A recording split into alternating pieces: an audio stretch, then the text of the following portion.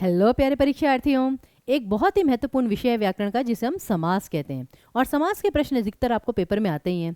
और वैसे दूसरी बात कि जो समास का विषय है वो आपको केवल ऐसा नहीं कि डायरेक्टली इसी से क्वेश्चन आएगा, ये आपको पर्यायवाची ढूंढने में भी बहुत मदद करता है। साथ ही साथ ये आपको अर्थ छांटने में मदद करता है, तो ये आपको अलंकार में भी बहुत महत्वपूर्ण होता है। ओके, तो ये जो समास का विषय से बहुत ही गंभीरता से लीजिए। दूसरी चीज, अब बच्चों को ना समास बहुत डिफिकल्ट लगता है, मुझे नहीं पता क्यों, क्योंकि समास के केवल 6 भेद होते हैं फ्रेंड्स, और उनको सही से पहचानने के 4 तरीके हैं। 4 तरीके कौन से हैं पहले तो हम ये देखते हैं, लेकिन उससे भी पहले समास होता क्या है। समास का मतलब होता है दो शब्दों का जोड़, जैसे कि विद्यालय विद्या जमा आलय, रसोई घर रसोई जमा घर। तो दो शब्दों को छोटा करके जब एक शब्द बनता है उसे हम क्या कहते हैं, समास, संक्षिप्तीकरण। अब उसको पहचानने का सही नियम क्या है, ये हम छोटा सा वीडियो आपके लिए बना रहे हैं जो आपको बहुत यूजफुल रहेगा। तो सबसे पहली जो चीज़ें आपको नियम याद करने हैं फ्रेंड्स, वो कहते हैं ना कि मतलब हर चीज़ कर लीजिए, लेकिन जो सबसे इंपॉर्टेंट चीज़ है नियम, नियमों से आप भाग नहीं सकते। आप जितनी मर्जी शॉर्ट ट्रिक कर लीजिए, आपको नियम तो याद करने ही पड़ेंगे। तो सबसे पहली चीज़ आपको नियम याद करने ही करने हैं। दूसरी चीज़, दूसरा होता है उपसर्ग। सही उपसर्ग की अगर आपको पहचान है तो आप सही समास की पहचान कर सकते हैं, और वो कैसे वो भी हम आपको बताते हैं। ठीक है, फिर तीसरा आता है विकारी शब्द। विकारी में कौन सा आता है फ्रेंड्स, संज्ञा सर्वनाम विशेषण और क्रिया। अब ये जो संज्ञा सर्वनाम विशेषण है, इनकी पहचान से आपको कर्मधारय समास की पहचान होगी। ठीक है ना। और चौथी चीज क्या होती है, शब्दार्थ। अगर आपको शब्दों का अर्थ पता ही नहीं तो फिर आप क्या खाक समास पहचानेंगे, जैसे कि कनक लता।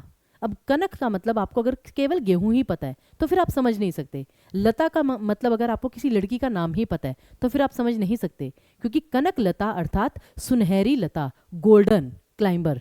लता मतलब होती है बेल, और कनक मतलब जैसे स्वर्ण भी होता है सोना, तो सुनहरी लता, यानी कि विशेषण विशेष्य का उदाहरण अर्थात कर्मधारय समास। तो इसमें जो मैं आपको बताना चाहती हूँ कि सबसे पहली चीज तो आपको नियम याद रखने हैं फ्रेंड्स। ये नियम हम आपको यूट्यूब पर पहले भी बता चुके हैं, आगे भी बहुत बार बताएंगे। जैसे कि द्वंद्व समास क्या है, जहां पर और अथवा या ऐसे शब्द हैं, या फिर जहां पे दोनों पद संख्यावाचक हों, कि एकादश, एक और 10 दोनों पद संख्यावाचक हैं, तो द्वंद्व समास।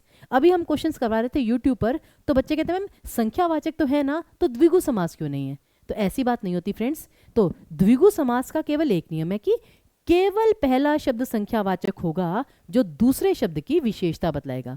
जैसे कि नवरात्र, 9 रात्रियों का समूह। चारपाई, 4 हैं पैर जिसके, तो ये केवल सप्ताह, 7 मतलब दिनों का समाहार। तो बेसिकली क्या है कि द्विगु समास में सिर्फ पहला शब्द संख्यावाचक होता है, द्वंद्व में दोनों पद संख्यावाचक होते हैं, या फिर और अथवा या आता है। फिर बहुव्रीहि समास बहुत आसान है कि जब दोनों शब्दों को मिलाकर कोई तीसरा अर्थ निकले, जैसे दशानन। अब दशानन में भी पहला पद संख्यावाचक है, लेकिन दशानन यानी कि 10 है आनंद जिसके अर्थात रावण। तो जब दोनों शब्दों को मिलाकर तीसरा अर्थ निकलता है तो आपका बहुव्रीहि समास होता है। जैसे कि लक्ष्मी वाहन, लक्ष्मी जी का वाहन, लेकिन वो तीसरा अर्थ है उल्लू, तो वो आपका बहुव्रीहि में आया। ठीक है ना। फिर तो 3 समास तो बहुत ही आसान है। उसके बाद आता है आपका कर्मधारय समास। कर्मधारय समास की 2 विशेषताएं हैं कि या तो उपमान उपमेय का संबंध होगा कि एक शब्द की तुलना, कंपैरिजन दूसरे से हो, या फिर एक शब्द की विशेषता दूसरा शब्द बताए। जैसे कि नील गगन, नीला आसमान, कि भाई आसमान कैसे नीला है। तो ये सिंपल इसके नियम है। जैसे जहां पे कारक चिन्ह आ जाए वहां पे तत्पुरुष समास, और इनमें से भी अगर कोई ना बचे तो आपका अव्ययी भाव तो है ही है। तो इसका विस्तार से तो हम आपको 3 बजे वाले यूट्यूब सेशन में बताएंगे, लेकिन मेन चीज कि सबसे पहला स्टेप आपका हमेशा नियम जानना ही होगा। उसके बाद जैसा मैंने कहा उपसर्ग से भी बहुत मदद मिलती है। अब जैसे कि ये याद रखिए, जिस भी शब्द में उपसर्ग है उसमें समास होगा ही होगा। या आप लिख लीजिए कि जिस भी शब्द में समास है, उपसर्ग है, उसमें समास होना ही होना है। और इसका भी हमने एक अलग से वीडियो बनाया था जब हमने उपसर्ग प्रत्यय करवाया था, आप सर्च कर सकते हैं। उसके लिए आप टीचिंग परीक्षा के यूट्यूब चैनल को सब्सक्राइब कर सकते हैं, लाइक और शेयर कर सकते हैं। कि जैसे अगर आपके पास अ उपसर्ग है, अ जिसका मतलब होता है नेगेटिव, यानी कि अभाव, जैसे कि अस्वस्थ, जो स्वस्थ नहीं है। अक्षम्य, जिसे क्षमा नहीं किया जा सकता। अनसुना, जिसे सुना नहीं है।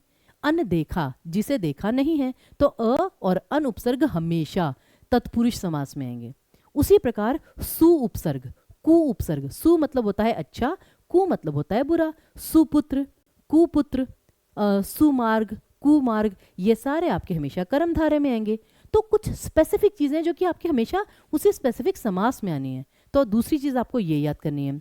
और तीसरी चीज़ आपको, जैसा कि मैंने बताया, विकारी और विकारी, आपको संज्ञा विशेषण शब्दों की पहचान होनी चाहिए, तभी आप कर्मधारय समास को पहचान पाएंगे। जैसे कि विशेषण विशेष्य, कि विशेषण और विशेष्य मतलब जिसकी विशेषता बतलाई जाती है। जैसे कि सज्जन, सत है जो जन यानी अच्छा है जो व्यक्ति, कर्मधारय समास। फिर आपका शुभागमन, शुभ है जो आगमन यानी कि वेलकम, ठीक है ना, कि जिसका आना शुभ है, तो ये भी आपका कर्मधारय समास। तो यही मेरी आपसे रिक्वेस्ट है कि जो छोटी छोटी चीज़ें हैं उनसे समास का विषय बहुत आसान बन सकता है। उदाहरण हम आपके सामने लेकर आए ही हैं। इसके डिटेल लेक्चर्स पहले भी यूट्यूब पर होते आए हैं, आगे भी होते रहेंगे। बस हमें आपका साथ चाहिए, और चाहिए कि आप पूरी डेडिकेशन के साथ, पॉजिटिविटी के साथ इन सेशंस को देखिए और चीज़ों को समझने का प्रयास कीजिए।